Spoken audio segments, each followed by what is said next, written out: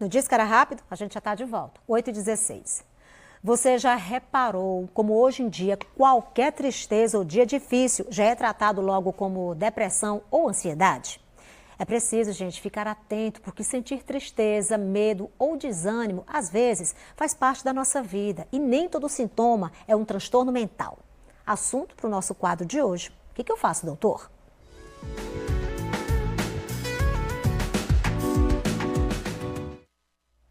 Com o médico psiquiatra Vicente Gomes, com quem a gente conversa a partir de agora. Bom dia, doutor Vicente, seja muito bem-vindo. Onde é que está essa diferença? Como é que a gente tem que estar com esse estado de alerta sempre ligado, porque é muito sutil, né? A gente está ali, ó, tentando analisar se realmente é só algo passageiro ou se ele precisa de uma atenção especial. Bom dia. Bom dia, Ângela. Bom dia para você que nos acompanha.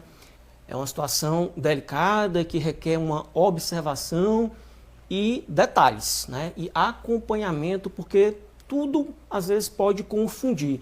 Inclusive, a gente volta aqui a falar, Ângela, da base, da infância, né? A infância é uma fase que ela passa, porém, o que a criança passa pode permanecer com ela até a vida adulta. Então, quando a gente cuida, quando a gente previne isso na infância, a gente está evitando que um adulto adoeça mentalmente depois, tá? E aí é onde a gente observa isso, dessa a diferenciação tanto na criança como no adulto, tá? Uma certa desmotivação, um certo isolamento. Às vezes a pessoa precisa ficar ali no cantinho dela, tá? Mas uma tristeza não significa depressão. Por exemplo, uma criança triste, uma criança que está um pouquinho inquieta, não quer dizer que ela está ansiosa, que ela está irritada, não quer dizer que tem um transtorno de humor, uma falta de atenção. Antes da gente até dar o diagnóstico na criança, até mesmo no adulto, a gente precisa observar o ambiente que está moldando ali a sua mente, que tem relação com o emocional. Então o senhor diz que os fatores externos, eles são sim preponderantes, eles estão ali como causa, motivo, muitas vezes, para o agravamento dessa situação? Muito forte. A gente sabe que a genética influencia, mas eu sempre falo, o ambiente ele é muito mais impactante. E quando se tem, por isso que a gente foca na questão da base, do fortalecimento da família. Quando a gente tem uma criança educada, fortalecida emocionalmente, mentalmente, a gente prepara ela para a vida lá fora. E aí é onde também, não é apenas o papel da família. A gente não está aqui para culpar pais, a gente está aqui para falar da responsabilidade dos pais na formação do emocional da criança. Mas onde muitas vezes começa até um comportamento diferente é na escola.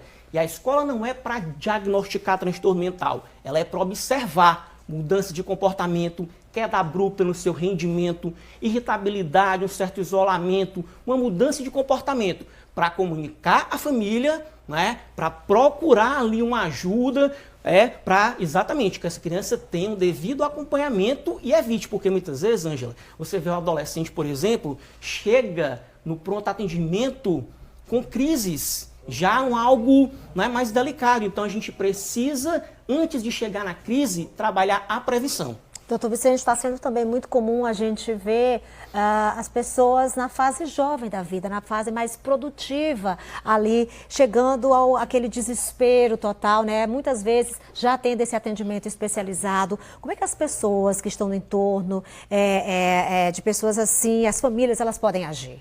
Observar o comportamento, né? Por exemplo, às vezes a gente tem a tendência até de ou deixar ali muito de lado, ou então já colocar ali uma atenção ali, como se fosse uma cobrança, um peso. O adolescente ele já tem muita autocobrança, já é uma fase de um desenvolvimento que mexe com hormônios, que mexe com muita coisa. Então, acolhimento. Quando você tem um acolhimento, um diálogo, tá? Um tempo de qualidade, um carinho.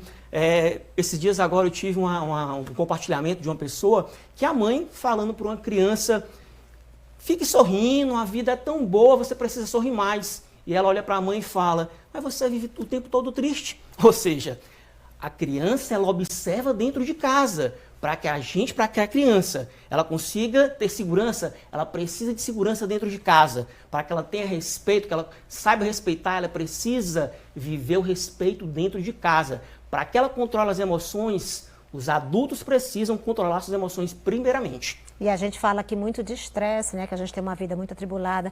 Esse estresse do dia a dia, ele precisa existir, até para a gente amadurecer os nossos sentimentos, não é isso, doutor Vicente? O estresse ele é algo que prepara, que vai motivar a gente até para conquistar os nossos objetivos. Inclusive a ansiedade. Ela prepara a gente para uma determinada situação. Agora, a partir do momento que isso fica intenso, que compromete o dia a dia, sono, relações sociais, que traz sofrimento, que prejudica mesmo o dia a dia da pessoa, aí é hora de uma ajuda profissional, porque provavelmente pode indicar um transtorno. Mas, volto a falar, antes de um transtorno, a gente precisa olhar o ambiente, a família, a base e investir em saúde mental. Não é apenas investir em consultório, em medicação. É a gente preparar escolas, é a gente capacitar a atenção básica, os médicos profissionais, para que a gente consiga, sim, cuidar melhor da nossa população. Perfeito, doutor Vicente. Obrigada, um abraço, boa semana para o senhor. Eu que agradeço a oportunidade sempre, uma semana leve, abençoada, que Deus nos proteja e abençoe. Amém. Vamos